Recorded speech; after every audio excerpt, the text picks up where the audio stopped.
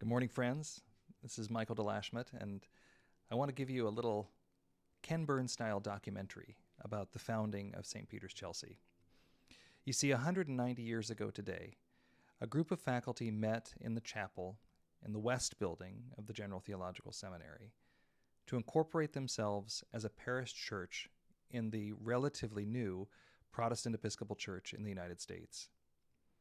The church was made up of faculty and their families, a handful of students, and some neighbors from the small community of Chelsea that was growing up around the seminary. They'd been meeting in the seminary chapel for the past 4 years for Sunday worship and for Sunday school, with many of the children of faculty families learning the gospel in the same classrooms that their parents would teach in during the weekdays. The seminary was relatively new. It had just been chartered in 1817 at the General Convention, and in 1819, Clement Clark Moore had donated 60 lots of land from his family's estate to the General Convention for the purpose of building a seminary designed to form leaders for this new missionary church that was on the cusp of expanding into the west of the United States.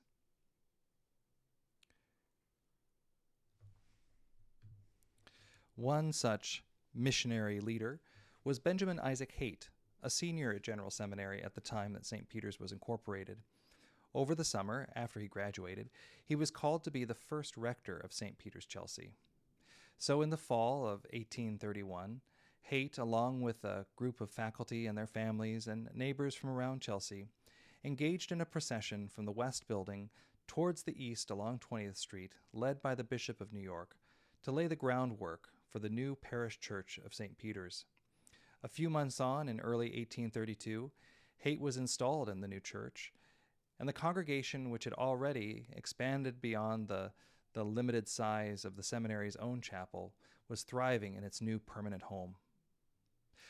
General Seminary and St. Peter's, Chelsea have enjoyed a mutually beneficial relationship these past 190 years. In the early 20th century, 17 students were assigned to St. Peter's in order to support social outreach work in the middle of this growing community. In the middle of the 20th century, the Professor of Pastoral Care and Theology at General Seminary was a joint appointment as the rector of St. Peter's, Chelsea, the point of which was to ensure that the teaching of pastoral care was always informed by the day-to-day practice of ministry in the church.